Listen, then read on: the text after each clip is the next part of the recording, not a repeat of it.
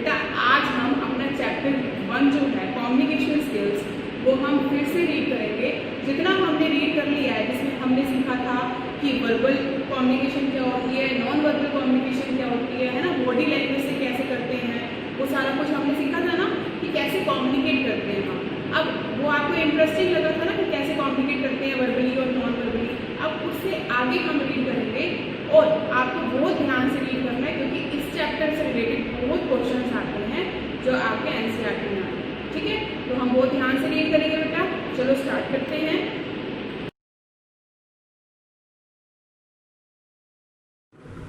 हाँ जी, 9th class बेटा हम अब सेशन 4 करेंगे, जिसमें हमारा है perspective in communications. Okay, a communication perspective focuses on the way in which our shared meanings and practices are constituted, though languages and symbol construction of the messages and their dissemination, though media organizations and society. Perspectives in communication का मतलब क्या होता है कि हम communication में जौन से पर्सपेक्टिव्स होते हैं उस पर हम कैसे फोकस करते हैं, मीन कौन से माध्यम, यानी कि कम्युनिकेशन के माध्यम कौन कौन से होते हैं, यानी कि कम्युनिकेशन कहाँ पे आपकी बहुत जरूरी होती है। ठीक है, देखिए अब कम्युनिकेशन पर्सपेक्टिव फोकसेस, वो कहाँ पे पर्सपेक्टिव जो होते हैं कहाँ पे फोकस करते हैं, वो फोकस करते हैं ऑन द वे, हम किस वे में, on which our shared meanings and practices are constituted दो थ्रू लैंग्वेज, कि हमारे जो मीनिंग्स हैं बात करने के, जो हम बात कर रहे हैं उसके मीनिंग्स, उसके प्रैक्टिसेस हमारी लैंग्वेज के थ्रू कॉन्स्टिट्यूट होते हैं। And symbol construction of the messages, जैसे हमने किसी को मैसेज सेंड करना है तो उसकी कंस्ट्रक्शन, हम उसमें कौन से सिंबल्स यूज करते हैं। एंड देयर डिसेमिनेशन दो मीडिया ऑर्गेनाइजेशन एंड सोसाइटी। ठीक है, डिसेमिनेशन मतलब कि कैसे हम मैसेजेस को बनाते हैं, किन से सिंबल्स का यूज करते हैं और किस वे में हम अपने मैसेज को रखते हैं in front of media organisation and society. ठीक है, वो होता है आपका perspectives. Okay, factors affecting perspectives, कौन से फैक्टर पर्सपेक्टिव्स को इफेक्ट करते हैं। In the process of communication there are certain barrier और factors that affect our communication skills. These barriers stops us from sharing and understanding messages clearly. यही barriers जो होते हैं, यही फैक्टर्स जो होते हैं, वो हमें रोकते हैं कि हम अपने अंडरस्टैंडिंग को, अपने मैसेजेस को हम शेयर करें। ठीक है, जिससे क्या हो, हमारी कम्युनिकेशन स्ट्रॉन्ग हो। ठीक है, तो वो इस चीज के लिए क्या करते हैं, रोकते हैं। उसके बाद factors affecting perspectives in communication. Communication मतलब भी कौन से फैक्टर्स अफेक्ट करते हैं कम्युनिकेशन में, तो वही मैंने आपको बताया कि ये जो फैक्टर्स होते हैं ये आपको रोकते हैं कि आप अपने वर्ड्स को, अपनी कम्युनिकेशन को, अपने बातों को आप शेयर नहीं कर सकते आगे। तो वो फैक्टर्स कौन से आप पढ़ेंगे हम। Development of relationships, culturals and civilisation etcetera depends on effective communication but can get effective communication means that कि ऐसी कम्युनिकेशन जिसको मतलब जो बात करने के बाद बहुत इफेक्ट पड़े उसका। ठीक है, अब इसमें देखो, but this can get affected by some barriers, लेकिन वो भी कुछ बैरियर्स के द्वारा अफेक्टेड होती है, which affect perspective in communication. These factors are as under. अब वो कौन कौन से फैक्टर्स हैं, बहुत इंटरेस्टिंग फैक्टर्स हैं बेटा, आप पढ़ोगे तो आपको बहुत अच्छा लगेगा। आपको लगेगा कि हम, ये तो हमारे रोज की बात हो गई कि जैसे हम कम्युनिकेट करते हैं हमें भी इन चीज़ों की प्रॉब्लम होती है ना। तो देखो आपके फैक्टर्स कौन से हैं। सबसे पहला फैक्टर आपका है, ये देखिए आपको एक डायग्राम के थ्रू बताती हूँ। सबसे पहला फैक्टर आपका है लैंग्वेज। ठीक है, फिर है आपका past experience, visual perception, feelings, prejudice, environment, cultural variation, personal factors. ठीक है, ये आपके होते हैं फैक्टर्स जो आपके कम्युनिकेशन को इफेक्ट करते हैं। ठीक है, सबसे पहले लैंग्वेज। अब लैंग्वेज कैसे इफेक्ट करती है, लैंग्वेज तो इफेक्ट करती है, अगर हम किसी से बात कर रहे हैं उसकी लैंग्वेज कोई और है और हमारी लैंग्वेज कोई और है, तो वो एक बैरियर बन गई ना हमारी कम्युनिकेशन में, है ना। जैसे मान लो आपको इंग्लिश आती है और मुझे हिंदी आती है, तो क्या होगा, आपको हिंदी समझ नहीं आती, मुझे इंग्लिश समझ नहीं आती, तो वो क्या हो गया, हम एक दूसरे से बात नहीं कर सकते ना। तो वो क्या बन गई, एक बैरियर, एक फैक्टर बन गया कि जिसकी वजह से हम कम्युनिकेट नहीं कर पा रहे। ठीक है।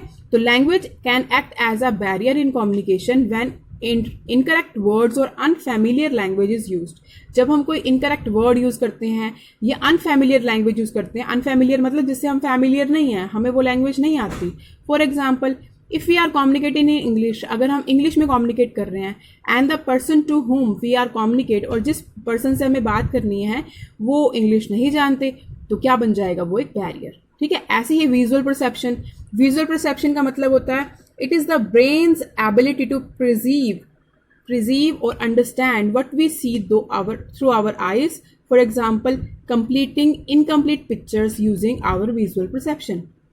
कई बार हम क्या करते हैं, हम देखते हैं तो कुछ ऐसा देख लेते हैं, हमें वो कंप्लीट पिक्चर नहीं दिखती। ठीक है। तो वो क्या है, वो हमारी कंप्लीट विजुअल परसेप्शन नहीं है, भी हमने वो चीज़ कंप्लीट नहीं देखी, तो वो क्या बन गया, एक हमारा बैरियर बन गया कि हमें वो चीज़ समझ ही नहीं आई।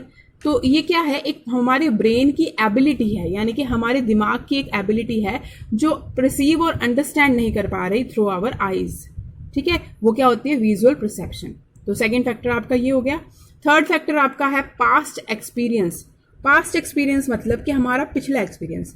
Sometimes our past experience may change the communication perspective in such a manner that we may stop communicating और अंडरस्टैंडिंग अदर पर्सन आइडियाज और ओपिनियंस। कई बार क्या होता है कि हमारा पास्ट एक्सपीरियंस यानी कि पिछला एक्सपीरियंस हमारा ऐसा हो जाता है कि वो हमारे कम्युनिकेशन पर्सपेक्टिव को चेंज कर देता है। मतलब हम जैसे कई बार क्या होता है कि हम बातचीत करना बंद कर देते हैं या कुछ इन सच अ मैनर, इस तरीके से that we may stop communicating, हम बात करना बंद कर देते हैं, और अंडरस्टैंडिंग अदर पर्सन आइडियाज, और हम दूसरे लोगों के आइडियाज को भी अंडरस्टैंड करना बंद कर देते हैं। ठीक है।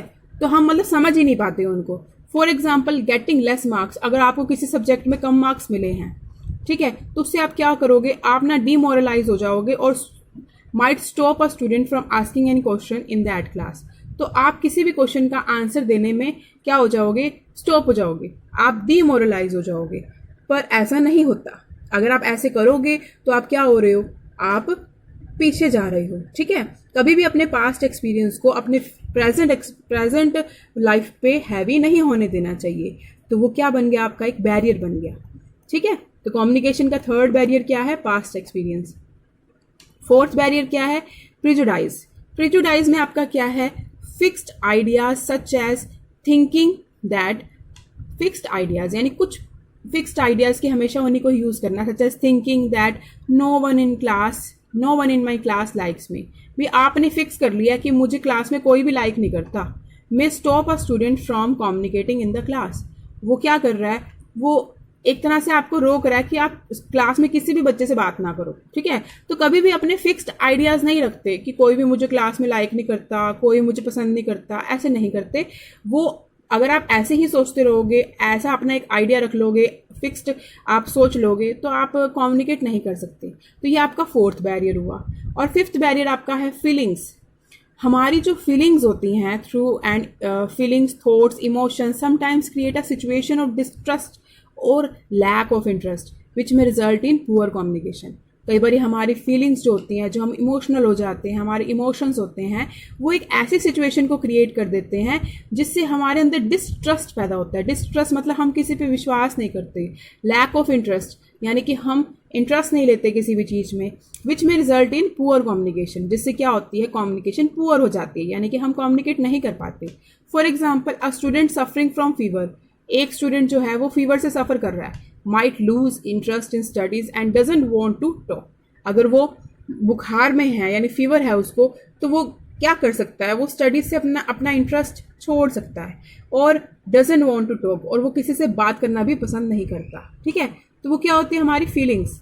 हमारी फीलिंग्स हमारा फिफ्थ बैरियर बनती है कम्युनिकेशन में। उसके बाद है एनवायरमेंट। एनवायरमेंट में क्या है कि हम जहाँ रहते हैं वो भी हमारे कम्युनिकेशन पे डिपेंड करती है। The communication process is disturbed if there is a noise और डिस्टर्बेंस इन आवर सराउंडिंग्स। अगर हमारे आसपास बहुत शोर होता है, डिस्टर्बेंस होती है, तो क्या होता है, हम कम्युनिकेट नहीं कर पाते। फॉर एग्जाम्पल, अगर आप talking to a friend in a party where there is a loud music being played on the orchestra. ठीक है। अगर आप फ्रेंड से बात कर रहे हो और साथ में लाउड ऑर्केस्ट्रा चल रहा है, तो आप बात नहीं कर पाओगे। तो ये आपका सिक्स्थ बैरियर हुआ। ठीक है। उसके बाद आपका सेवेंथ है कल्चरल वेरिएशन में आपका क्या आएगा, culture can give rise to certain misconception. ठीक है, कल्चर क्या होता है, हमारा सबका अपना अपना कल्चर होता है ना, जैसे इंडिया का कल्चर क्या है, हर कंट्री का अपना एक कल्चर होता है। तो culture can give rise to certain misconception, तो कल्चर क्या करता है, कई बार पैदा कर देते हैं misconception. For example wearing black outfit on a festival. ठीक है, अगर हम ब्लैक आउटफिट पहन रहे हैं फेस्टिवल डे पे, may not be like by some people. तो ये हमारा कल्चर है कि अगर हम ब्लैक आउटफिट पहन रहे हैं ना, तो लोग उसको लाइक नहीं करते किसी फेस्टिवल पे। But in other culture black outfit में बी मैंडेटरी। पर बाकी कल्चर्स में देखो, यानी कि बाकी कंट्रीज के कल्चर को देखो, तो उसमें ब्लैक आउटफिट को लाइक किया जाता है, मैंडेटरी होता है उसमें। ठीक है, तो ये भी मिसकंसेप्शन पैदा करते हैं। तो कल्चर वेरिएशन आपका 7th बैरियर है। और 8th बैरियर है आपके पर्सनल फैक्टर्स। पर्सनल फैक्टर्स में आपकी आ जाती हैं feelings, habits, way of thinking, कि आप कैसे सोचते हो, कैसा फील करते हो, आपकी हैबिट्स क्या हैं। ठीक है, तो ये आपका 8th बैरियर है। For example lack of confidence, अगर आपके अंदर कॉन्फिडेंस ही नहीं है तो वो उससे क्या होगा, आप कम्युनिकेशन डिफिकल्ट कर पाओगे। ठीक है, डिफिकल्टी से आप कम्युनिकेट कर सकते हो, इनइफेक्टिव, यानी आपकी कम्युनिकेशन इफेक्टिव नहीं होती। ठीक है, तो ये आपका 8th बैरियर है जो आपके कम्युनिकेशन में फैक्टर बनता है। ठीक है, 8 फैक्टर्स हमने रीड किए हैं जो हमारे कम्युनिकेशन के 8 फैक्टर्स हैं। Perspective in communication perspective. ठीक है, देखिए हमने ये सारा आज रीड किया है, session number 4 perspective in communication, कि हमारे 8 फैक्टर्स जो हैं जो हमारे कम्युनिकेशन पे इफेक्ट डालते हैं वो ये हैं। अब इससे रिलेटेड आपकी ये एक्सरसाइज है, ये देखिए, filling the blanks, dash can act as a barrier in communication when incorrect word और अनफैमिलियर लैंग्वेज इज यूज्ड। अब आप बताओ क्या होगा इसका, कौन सा होगा कम्युनिकेशन में ऐसा कौन सा बैरियर है जो इनकरेक्ट वर्ड की वजह से यूज होता है। लैंग्वेज है ना, लैंग्वेज है ना जहां हम इनकरेक्ट वर्ड यूज करते हैं। तो कम्युनिकेशन प्रोसेस इज डिस्टर्ब होती है if there is dash in the surrounding, अगर आसपास क्या हो, शोर हो, तो क्या आएगा, noise. Dash is the brain's ability to perceive और understand what we see through our eyes, तो आईज वाला तो क्या आएगा, विजुअल परसेप्शन। ठीक है, तो ये तीनों फिलिंग द ब्लैंक्स आपको ये लिखने हैं। ठीक है, और भी मैं आपको जो वर्कशीट होगी इससे रिलेटेड मैं आपको भेज दूंगी, आपने उसको रजिस्टर पे नोट करना है। बेटा ये आप बहुत इंपॉर्टेंट है, अब 9th में आपका कंप्यूटर बहुत इंपॉर्टेंट है बेटा, आपने इसको सीरियसली लेना है। और ये चैप्टर की बहुत सेशन है, अभी आप 4th सेशन पे आए हो, हमने अगस्त तक इसके 2 चैप्टर्स ख़त्म करने हैं। ठीक है, तो मुझे आप ये यहाँ तक की नोटबुक आप मुझे कंप्लीट करके स्कूल में भेजिए, ताकि मैं साथ साथ आपकी चेक भी कर दूँ। ठीक है बेटा, तो आज इतना ही करेंगे। और पिछले सेशन 4 से पहले जो हमने 3 सेशन किए हैं आप उनको भी रीड करोगे। ठीक है बेटा, ओके बेटा, God bless you, thank you.